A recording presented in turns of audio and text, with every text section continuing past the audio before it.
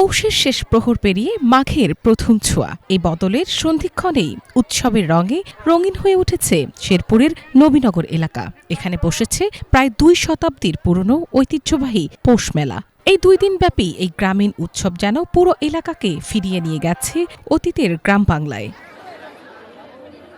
মেলা প্রাঙ্গণেই ঢুকতেই চোখে পড়ে সারি সারি দোকান, কোথাও মাটির পুতুল, কোথাও কাঠের খেলনা, আবার কোথাও বাঁশ ও বেতের নান্দনিক সামগ্রী। তবে শিশু থেকে বৃদ্ধ সবার ভিড় সবচেয়ে বেশি পিঠার দোকানগুলোতে। ভাপা, পাটিসাপটা, চিতই, দুধ চিতইয়ের পাশাপাশি মুরগি ও নানা রকম মোয়ার দোকানে ভিড় জমাচ্ছেন দর্শনার্থীরা।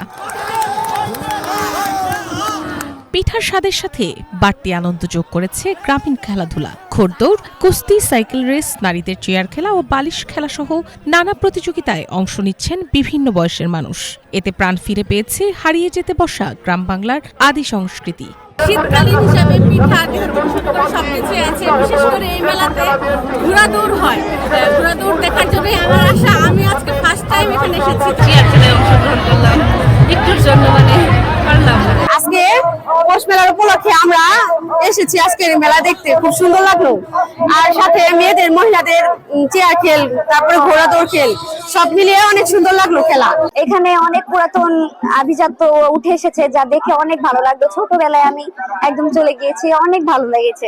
অনেক দূর দূরান্ত থেকে এসে অনেক লোক আনন্দ ভোগ করে, এটি আমরা অত্যন্ত খুশি। স্থানীয়দের কাছে এই মেলা শুধু কেনাবেচার জায়গা নয়, এটি আবেগ, স্মৃতি আর পারিবারিক মিলনের উপলক্ষ। মেলাকে ঘিরে অনেক বাড়িতেই চলে জামাই আদর আর পিঠাপুলির আয়োজন। শত বছরের ঐতিহ্য ধরে রাখতে পেরে সন্তোষ প্রকাশ করেছেন আয়োজকরাও। এই পৌষ মেলা 200 বছরের পুরনো একটা পৌষ মেলা। আমাদের পূর্বপুরুষরা এই নবীনগরে পৌষ মেলা আয়োজন করে আসছে। সেই প্রেক্ষিতে আমরাও এই বছরে এই মেলাটাকে আয়োজন করেছি। এখানে আপনার ঘোড়াদৌড়, সাইকেল খেলা, তারপর বালিশ খেলা মেয়েদের, তারপর মেয়েদের চেয়ার খেলা। আমরা সবাই মিলিতভাবে, এলাকার গণ্যমান্য ব্যক্তি সহ সবাই মিলিতভাবে এই আয়োজনটা আমরা করে থাকি। এই সারা শেরপুরের জনসাধারণ এখানে এসে উপভোগ করেন।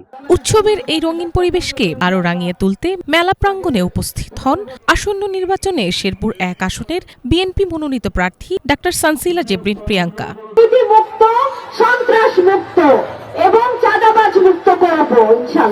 লোকজ সংস্কৃতি আর মাটির গন্ধে মোড়া এই পৌষ মেলা শেষ হলেও স্থানীয়দের প্রত্যাশা, আগামী বছর আবারও এই মেলা ফিরবে নতুন আনন্দ আর পুরনো ঐতিহ্য নিয়ে। Bangla vision news desk.